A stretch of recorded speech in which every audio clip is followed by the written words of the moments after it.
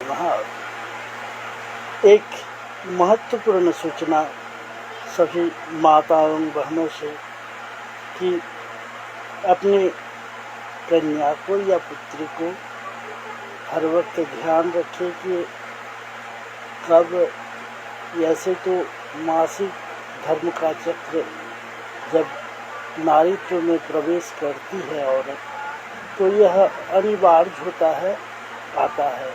अगर नहीं आता हो तो उसके लिए तो डॉक्टर से या वैद्य से परामर्श ले, और नहीं आता हो तो उसका चिकित्सा में तत्पर रहे। और आता है तो यह 12 से 13 वर्ष के अंदर ही आएगा। यह अवधारित है, यह प्रकृति का नियम है। अतः ध्यान रखें कि इसमें प्रथम आद्य जो ऋतु दर्शन होता है उसमें गर्भाधान का सबसे बड़ा प्रभाव पड़ता है। इससे गर्भाधान होने में बहुत तरह की तकलीफें आती है। इससे एक स्त्री के संपूर्ण स्त्रीत्व प्रवेश करने की आकलन किया जाता है और प्रभु द्वारा उस आकलित स्थिति के अनुसार ही फलाफल उससे प्राप्त होती है। यह ज्योतिष में बताया गया है। गर्भाधान आदि संस्कार तभी नहीं हो पाती है जब वह ऋतुमती होती है, दोष पूरी होती है। वह बार दोष से हो या मास दोष से हो या तिथि दोष से हो या नक्षत्र दोष से हो या करण दोष से हो या लग्न दोष से हो या इत्यादि दोषों से जब वह परिपूर्ण होती है तो उसमें फलाफल होने का चांस कम रहता है। इसीलिए आद्य ऋतु में बताया गया है कि रविवार में विधवा और सोमवार को पतिव्रता, मंगलवार को वैश्या, बुधवार को सौभाग्यशाली, बृहस्पतिवार को लक्ष्मीवार, शुक्रवार को संतान दुखा और शनिवार को गंध्या।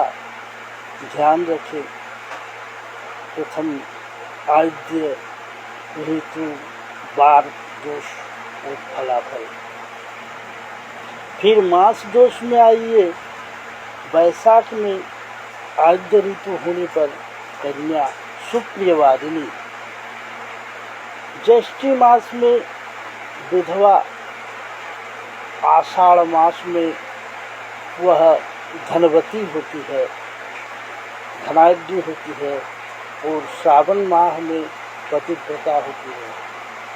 श्रावण मास में मृतवत्सा होती है और भाद्र में रोगिणी होती है, और आश्विन माह में मृतवत्सा होती है, कार्तिक माह में शकुन शालिनी होती है, और अग्रहण माह में धर्मशिला होती है, पौष माह में रति विह्वला होती है, और माघ मास में पतिव्रता होती है, और फाल्गुन महीने में वह बहुपुत्रवती होती है, एवं चैत्र महीने में मदोन्मत्तिनी होती है। यह लक्षण फलाफल दिखाई देती है। यह मास दोष कहा गया है और मास फलाफल कहा गया है। फिर तिथि के दोष के अनुसार बताया गया है कि प्रतिपद में सौभाग्यशालिनी, द्वितीया में पतिव्रता, तृतीया में शुभ आरोग्य युक्ता, चतुर्थी में वह वातु प्रिया, और पंचमी में सौभाग्यशालिनी, और षष्ठी में परगामिनी, सप्तमी में लक्ष्मी गुप्ता, अष्टमी में रोगिणी, नवमी में विधवा, दसवीं में सुपुत्रा, एकादशी में मृतवत्सा, द्वादशी में परगामिनी, त्रयोदशी में सुपुत्रा, चतुर्दशी में चंचला, और अमावस्या में परलोकगामिनी अथवा मृता एवं पूर्णिमा में संपत्तिशालिनी होती है। और आद्य ऋतु के नक्षत्र के भी दोष हैं। पूर्व फाल्गुनी, पूर्व भाद्रपद, भरणी, अश्लेषा, आर्द्रा नक्षत्र में आद्य ऋतु होने पर वह विधवा होती है। मघा शोक विनाशी। और पुनर्वसु नक्षत्र में कुलटा, कृत्तिका नक्षत्र में, ज्येष्ठा नक्षत्र में दरिद्रा। इस तरह से नक्षत्र दोष। और फिर आद्य योग में, विषकुंभ योग में स्त्री सुभज्या, और अति गंड योग में बंध्या, और शूल योग में रोगी, गंडे पुष्कर गामिनी, परपुरुष गामिनी, और व्याघात योग में आत्मघातिनी, वज्र में रोगिनी, और परिग योग में वृतवत्सा, गतिपात योग में और वैधृति योग में प्रतिघातिनी। एवं नानानुपरण इस तरह के फलाफल को देखते हुए यह ज्योतिष बताया है कि यह गर्भाधान के लिए अत्यंत जरूरी है। और इसको अगर इस तरह मास दोष या बार दोष या आद्य ऋतु नक्षत्र दोष या करण दोष किसी भी तरह का दोष लगा हो तो उक्त दोषों का निवारणार्थ दोष शांति होती है। और उस दोष शांति के लिए हमने एक 21 जड़ी बूटी से निर्मित स्नान सामग्री तैयार किया है, जिसका विधिवत हमने अपना YouTube चैनल में दे दिया गया है।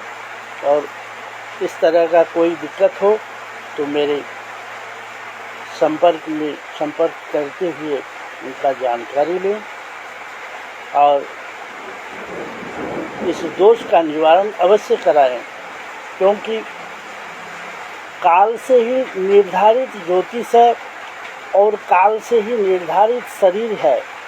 काल जब सुकाल हो तो शरीर भी चलायमान होता है और क्रिया भी सुक्रिया में परिणत होती है। और काल के बिना आज ऋतु का भी एक काल होता है, वो 28 दिन के चक्र के होते हैं। और उसी चक्र के अनुसार गर्भाधान की भी क्रिया बताई गई है कि अगर आपके 28 दिन की ऋतु चक्र हो तो उस पर एक शून्य बैठा दीजिए तो आपका 280 दिन का गर्भ स्थिति काल होगी। अगर आप 3 दिन रहते हैं तो 27 दिन हुआ, 270 दिन का होगा। और इसी तरह से आपके ऋतु काल जितने दिन की होगी उस पर महीने में उसको घटा करके शून्य लगा दिया जाए तो उसमें गर्भस्थिति काल का भी निर्णय होता है।